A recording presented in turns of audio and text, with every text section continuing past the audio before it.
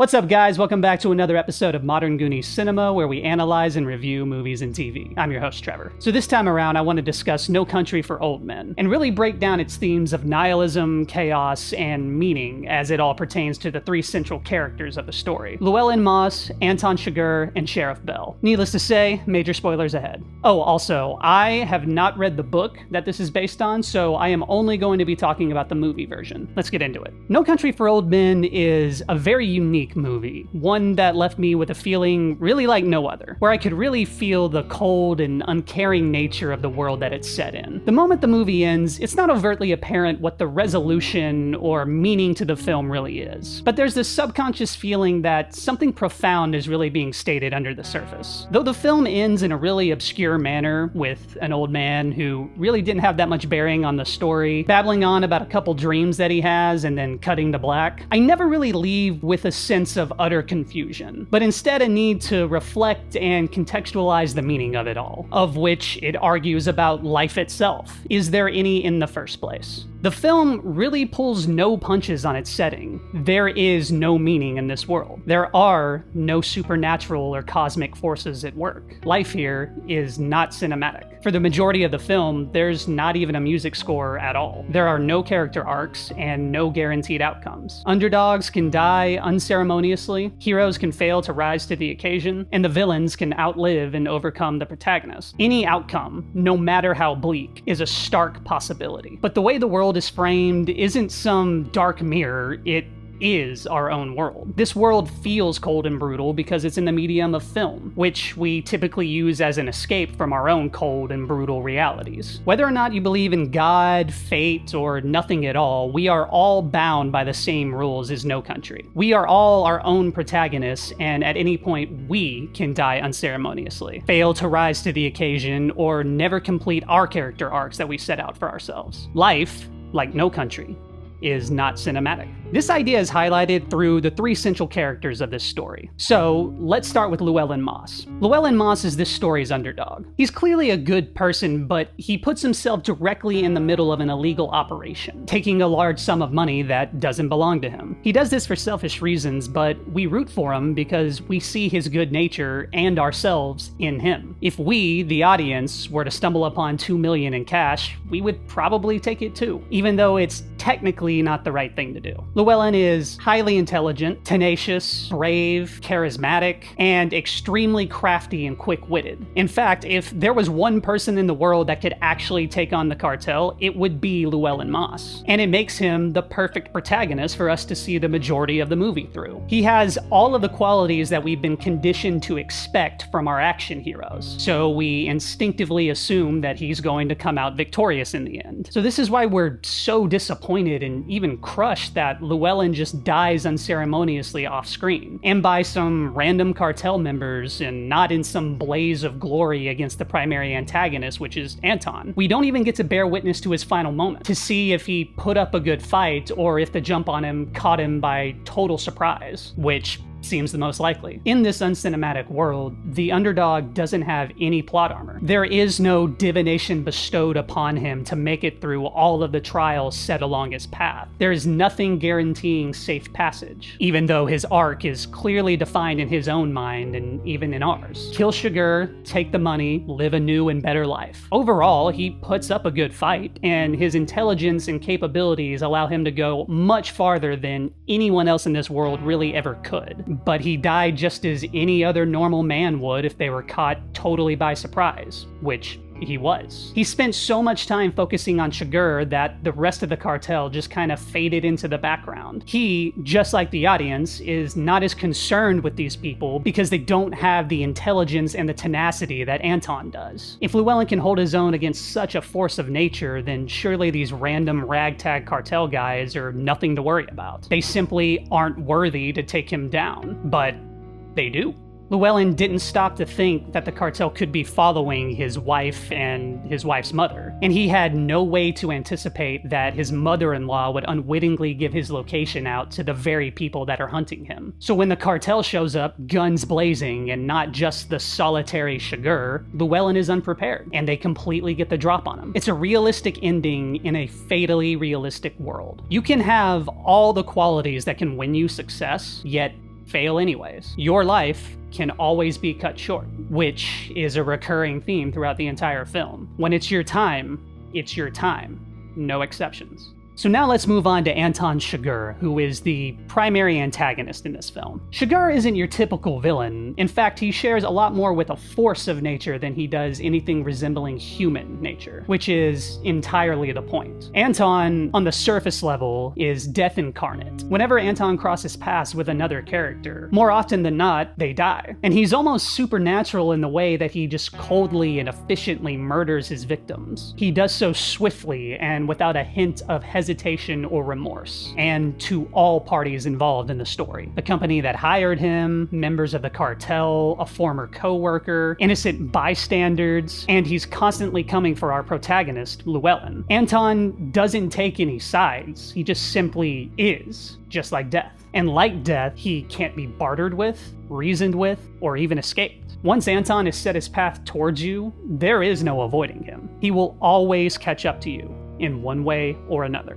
But there are further forces that Anton represents, and that's chance and chaos, which are often associated and linked to death. Anton lives by some sort of code. The parameters of said code are left a little ethereal to the audience, but to him, they're clear and defined, whatever they may be. Anton has assumed the mantle of a harbinger. He sets out to do a job and to do it well, but if anyone stands in his way of completing his task, or has resources that he needs, or wrong him in any way, he will not hesitate to end that life. An action which is totally justified in his mind. He who plays the game of life is accepting of the risks that come with it. At any moment, it could end, and when you cross Anton's path, it just might. This is highlighted by Anton's coin flip. Throughout the entirety of the film, Anton acts as a coin that's already been called. He assumes the mantle of chance. He is the coin. He kills close to a dozen times, each time personally deciding the fates of these men, because they were either in his way or they had resources that he needed in one way or another. That alone was equivalent to flipping their coins. They played the game and lost because they happened to cross Anton at a wrong point in time. However, he only chooses to use the actual coin flip twice in the entire movie. Once with the gas station clerk, and once with Llewellyn's wife, Carla Jean. And these moments are very telling because they give you a small window into the mind of Anton Chigurh. These two people haven't stood in the way of Anton completing his task, nor have they wronged him in any real way or have any resources that he really needs. He has no justifiable reason for killing either of them, and he kind of knows that. So in these moments, he relinquishes his role as chance itself, and allows actual chance to take over in his place and make the decision for him. But it's in these scenes that you really understand the metaphor that is Anton Chigurh. And I think it's really highlighted by these two lines in particular. The first being, I didn't put nothing up. Yes, you did.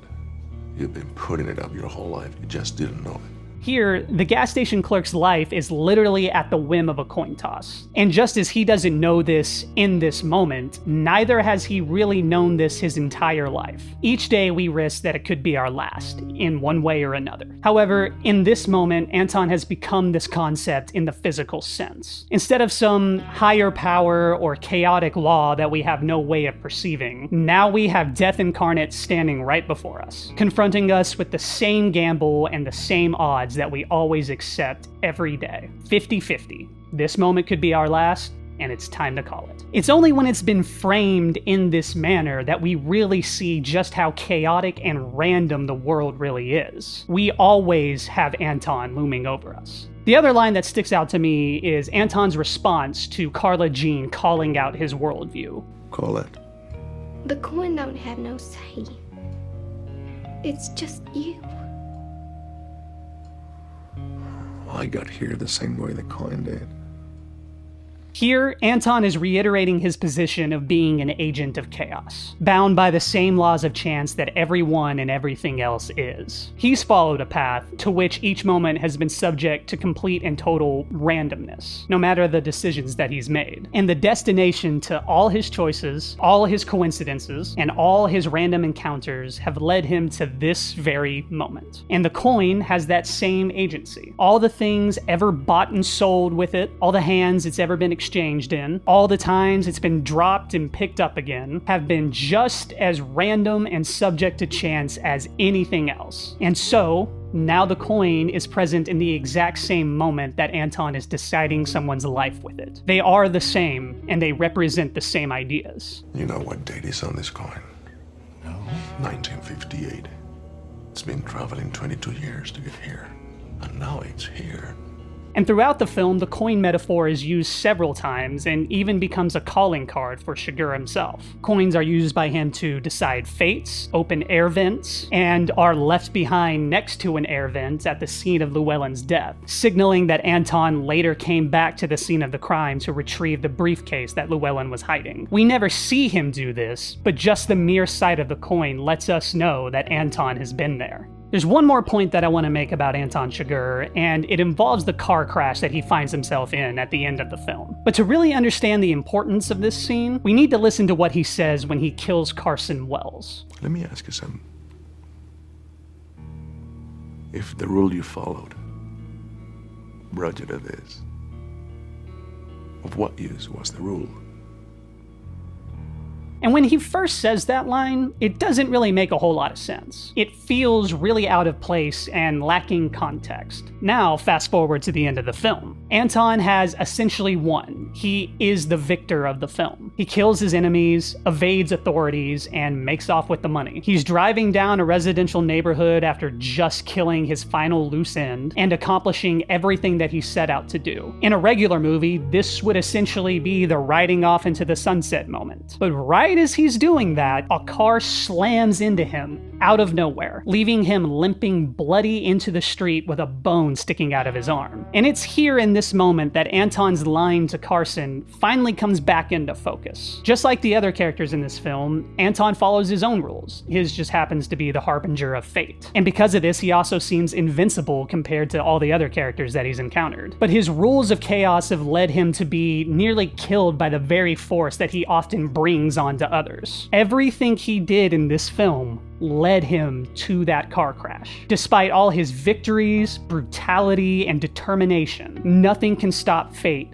from flipping even his coin. Chaos begets chaos. Those who live by it can also die by it. So, again, now in his own words, if the rules that Anton followed, which he obviously thinks is superior compared to those that he killed, led him to nearly being killed at a traffic light in a residential neighborhood, of what use were his rules? And the answer, I think, is that there is no use, no purpose to his rules or the rules of the world at large. Fate does not include some kind of meaningful destination or purpose. It simply means that you are on a path, never knowing what it is, and are subject to whatever presents itself along that path. You have some choices along the way, but those choices, no matter how intentful or meaningful they are to you personally, cannot keep you from eventually reaching the end of your path. And the car crash is a stark reminder of this to Anton and to us, the audience. Even though Anton understands the rules of fate better than anyone else in this world, it does not protect him or remove him from the game in any way. Even if you fully recognize the meaninglessness of life, it doesn't give you any sort of advantage over its chaotic nature. So, in more ways than one, Anton's rules are just as useless as Carson's, Llewellyn's, or anyone else that crossed his path. Maybe within his stunned and disoriented demeanor at the end of the film is a slight recognition of this fact, but before we have much time to really reflect on this, Anton limps off screen, never to be seen again. The final character to analyze is that of Sheriff Bell, who represents quite a bit about human nature as a whole. The sheriff is supposed to be the hero of this story, or of really any story in general. He's the lawman on the side of good who's trying to stop this evil force of nature from wreaking havoc on the public. But from the beginning of the film, it's made pretty clear to us that Sheriff Bell fundamentally does not understand the world or the times in which he lives. From the onset, he constantly talks about his days as a younger man when times were simpler, or the times of his father where things were even more straightforward, when the good were good and the bad were bad and both were easy to understand. But when he looks around at his current time, he can't make sense of any of it. He constantly tells stories about brutal murders or crimes that he's seen throughout his career, and he's never able to discern a meaning from these situations. He can't comprehend how people can do horrific things without any sort of rationale, but he erroneously associates this behavior behavior with the new times, one that he's being left behind in as an older man. As you get older, you fall out of touch with the world. The world is constantly changing and moving forward. You can either adapt with it or remain the same, which will always leave you feeling disconnected at a certain point. As you get older, you don't connect as much with modern music, culture, or politics. And by the time you're an old man and you really reflect on just how much has changed since you were young, you'll find that you don't even recognize the world as a whole anymore. And this is exactly the point that Sheriff Bell is at in his life. And at this point in his life, Sheriff Bell is confronted with the metaphor that is Anton Chigurh, a force of nature who goes on a killing rampage for seemingly no reason at all. Anton is the epitome of everything that Sheriff Bell does not understand about the world. He can't make sense of any of his actions, and he associates his chaotic evil as a symptom of these new times that he feels so disconnected from. Anton must be the result of this new world. And when confronted with Anton, the sheriff finds himself completely and totally impotent. For each crime that Anton commits, the sheriff is always a few steps and a few days behind. He's not able to predict Anton in any way, he's not able to apprehend him, and he's not able to protect anyone from him. And this is shown no better than in the moments immediately following Llewellyn Moss's death. The sheriff made a promise to protect and help Llewellyn, but as he's on the way to meet up with him, Llewellyn is gunned down by members of the cartel. Again, the sheriff was one step behind. As he approaches Llewellyn's body, he's not even able to secure a crime scene because the city that they're in isn't in his jurisdiction. He's not even able to call for backup because his police radio won't even pick up frequencies that are outside of his jurisdiction. So him, a lawman, has to ask the civilians around him to call the police, which I'm sure is the lowest point a cop could possibly be at. Unable to protect and unable to serve, he has to ask the very people he's sworn to protect to help him. In his mind, he's supposed to be the hero of this story. But what kind of hero lets this happen? It's a moment that really breaks him and causes him to force himself into retirement. It's not until Sheriff Bell speaks with his uncle that you really get some insight into his mindset. He admits to retiring and says that he feels overmatched by this new world and the senseless violence that he can't comprehend. But his decision actually perplexes his uncle. Uncle Ellis calls out Sheriff Bell's worldview, being an even older man himself. He tells a story from a long time ago about a lawman that was gunned down on his own porch for seemingly no reason at all. And he concludes his story with the sentiment that this world has always been violent and senseless, even in the idolized old days of Sheriff Bell's father. There were never any simpler times. And that mindset is only a falsity that we tell ourselves to make sense of our current situation. What Sheriff Bell is seeing is not anything new at all. The world has always been chaotic and unforgiving, and it's not the new times that have brought something more brutal and sinister. The world is always going to move forward and leave old men behind. And Anton Chigurh is not some symptom of the times. He is only the personification of the rules of chaos that we have always abided by. Uncle Ellis calls out Sheriff Bell for retiring just because he can't be the hero of his own story. The sheriff has this image of himself that he's supposed to be the one that saves everyone and keeps the world in order. But this world isn't cinematic. The heroes don't always win and can't always keep everyone safe. The world never worked that way to begin with. And it's just a mindset that's used to try to keep things a little bit more simple and give all of this chaos some kind of semblance of meaning. But even that is futile. Sometimes you just have to admit that things happen for no reason at all, and that there was nothing you could have done to change the outcome. In the words of Uncle Ellis, "You can't stop what's coming. It ain't all waiting on you. That's vanity." Alright, so now let's talk about the ending. The movie eventually ends with Sheriff Bell sitting down and talking about two dreams that he had. And this scene alone is filled to the brim with symbolism of all the themes that we've seen so far in the movie. For the sake of brevity, I'm only going to discuss the second dream, but also because there isn't much substance to the first dream in general. So here's the second dream in Sheriff Bell's own words. All right then, two of them both had my father in them. It's peculiar. I'm older now than he ever was by 20 years. So, in a sense, he's the younger man. It was like we was both back in the older times. And I was a horseback, going through the mountains of a night, going through this pass in the mountains. It was cold, and there was snow on the ground. He rode past me and kept on going, never said nothing going by, just rode on past. He had his blanket wrapped around him and his head down. When he rode past, I seen he was carrying fire in a horn, the way people used to do, and I could see the horn from the light inside of it, about the color of the moon. And in the dream, I knew that he was going on ahead. He's fixing to make a fire somewhere out there, and all that dark, and all that cold. I knew that whenever I got there, he'd be there.